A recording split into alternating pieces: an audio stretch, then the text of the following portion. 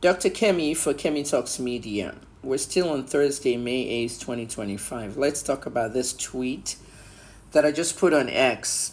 Out of professional courtesy, the EFCC chairman, Olukoyede, should apologize to BBC Africa and the BBC Pidgin division for branding them a fake news purveyor. In fact, arrest Olukoyede under that same cybercrime law of defamation that you guys keep arresting journalists and activists for. You even had the nerve to come under my tweet to distort news. Now, let me tell you something, guys. I ran a school for 3 years, and I named it 2222 Media Institute. If you know somebody in mass communication in school right now, or they just graduated, or even if they're a journalist, tell them to go to @2222 Media School on X and like the page, follow the page. The school is closed, okay? I taught Nigerians about media. I taught different courses. It was a tuition-based school. And at the end of the 3 years, believe it or not, I refunded everybody's money to them. I just did it as a surprise to tell Nigerians that education is free. Unfortunately, because it's Kemi Olunloyo, she's mentally unstable, she's a mad woman, and everything my father contributed to, the media did not report it. The media, the bloggers, none of them report me unless it's something bad. This is something I did out of my own pocket, giving education free. Imagine you pay for school fees. 3 years later, Unilag or Uniben calls you and said, here's your money back. Does that happen? That's big news, but because they hate me, I'm ahead of them, don't worry. If you go to 2222 Media School, 2222 Media School, 4 twos, you'll see a lot of tweets, and it's me teaching people and giving them tips. The ones that enrolled for classes, they were inside a private Twitter thing. They used to call it Twitter. Twitter has a thing like you had circles, of people. So I would enter them in the circle, Twitter circle. They don't have that anymore. X doesn't do it. But anyway, go and look at those tweets and learn about how news is done. All right? And this is what I want to tell you in this small lecture right now. You didn't go to journalism school. You didn't go to mass comm school. I did. And I'm going to give you a class right now. Listen carefully, everybody, and share this video. It must go viral, this particular one. There are 4 kinds of news that are bad news, okay? The good news is the factual news. That's what I do. The bad ones are, number 1, fake news. Something didn't happen, and they said it happened. Number 2, distorted news. The news happened, and the media distorted it, or someone else distorted it before it got to the media. Because the media is the avenue that you're going to put the news out, and you want to distort it. Okay, politician gives the poor woman a basket of oranges. As the poor woman is going, she fell in the gutter, the oranges fell all over the place. And people near the bus stop help her pick the oranges back into the basket. She says she'll wash it all when she gets home. That is the news. The politician gave her the basket of oranges. Okay? And the oranges fell, blah, blah, blah.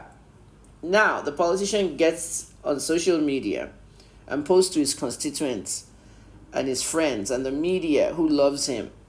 Oh, today I gave a basket of oranges to a poor woman. That's what he's supposed to write. But instead, the politician writes, today I gave a big basket of apples to a woman. When I gave her the apples, it actually fell and people helped her. And you see how he distorted the news? That's distortion of news. So that distorted news. The second one, underreported news. Underreported news means news happened, they didn't report it. They underreported it. They didn't feel like reporting it. It's not on our desk today. And that really messes up the world a lot. And that applies to me, Kemi Olunloyo. Even as a journalist, many things I do, good things I do, never get reported. Okay? Like that stuff I just told you about, teaching everybody media stuff for free.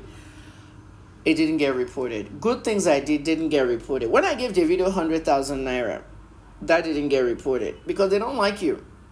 Okay? Davido said, if you like my music, give me 1 million naira. People started giving him 1 million naira, all his rich friends. He raised a lot of money and opened a charity and gave it all to charity plot. Okay? I actually gave Davido 100,000 naira at that time. At that time, it was a lot of money, the year that happened. And I tweeted, I said, I just gave Davido 100,000. I don't have 1 million, but the rest 800, excuse me, the rest 900 thousand that will balance for my own 1 million should be paid by Burner and Wizkid. And I said Burner 450k, Wizkid 450k. All right. Pulse Nigeria posted it. Nobody else posted it. The newspapers didn't post it because they don't like you. Okay, that is underreported news. Underreported news can also fall along the lines of things happening and it's not important enough. You know what I mean? What's more important? Okay, the little school child that was hit by a car, all right, or the little school child that was electrocuted at a stadium, okay, but happens to be the niece of a politician. They'll take the politician's niece before they take the little girl that was hit by a car. Both girls died. That's underreported news. Both of them should have been reported. Okay? Fake news. It didn't happen. Somebody made it up and they put it out there. This is what's killing India right now. And this morning, Meta has blocked a Muslim page in India. At Muslim. They blocked it because of the government's request. India told them to block it. The government, sometimes if the government says something, they have to do it. And that's because India, the bloggers in India are crazy. Everything is fake news. They will come up with stories and they're faceless. You don't know who they are. They'll say this Bollywood star is dating that one, but they're not dating. But the people will rush there and they get all the hits and they make the money. So Indian bloggers are the worst because they feed on, the entertainment industry feeds on fake news there. It didn't even happen. So I talked about what? I talked about underreported news, fake news, distorted news, and now suppressed news. Suppressed news. Remember, I'm giving you free classes here. Don't forget to support my health journey, my mental health therapy. If you're watching, it's pinned on Instagram. It's pinned on TikTok. It's pinned on X and also Facebook. Please donate anything you can. 1,000 naira, 500. If we all donate, we'll come up with a lot of money for my health and wellness. Please. And don't forget to follow my therapeutic journey blog on Facebook, Global Blog Cafe. Search Global Blog Cafe on Facebook. So, final part of my class is suppressed news. Okay, suppressed news is when news happened and it's suppressed. I'll give you 2 good examples. So Yaboje was invited by the EFCC because of the Naira abuse. Whether they sprayed Yabo or Yabo sprayed someone, they invited her. When Yabo went for the invitation, she actually begged the EFCC not to let it come out in the media. She didn't need that negativity. Okay, she has a movie she did, Labake Olojojo or something like that, and she's promoting it around the world. She's been in the UK and all. Sometimes somebody doesn't want negative energy coming into what they're doing. All right? And some of her fans came fronting on my page saying, she didn't beg, she said it herself. No, people, wake up. I'm an investigative journalist of 31 years. I'm retired, but I have sources everywhere. You can't do investigative journalism without sources inside. My EFCC source messaged me very early in the morning and told me Yabo just left. We interviewed her, blah, blah, blah. Anonymous, keep my name off. I posted at 7:30 a.m. Nigerian time. All of you saw it. It went viral. The Yabo's fans were abusing me on Instagram. I shut down Instagram comments. I don't have time. This is not that same Kemilu lawyer.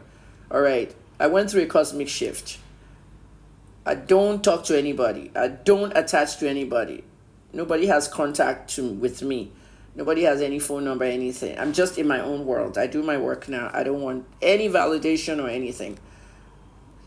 I will not babysit people on Instagram. If you want, you can carry a fake account. I don't care anymore. You can see anything you want. I just shut it down, and you can go comment in my other platforms.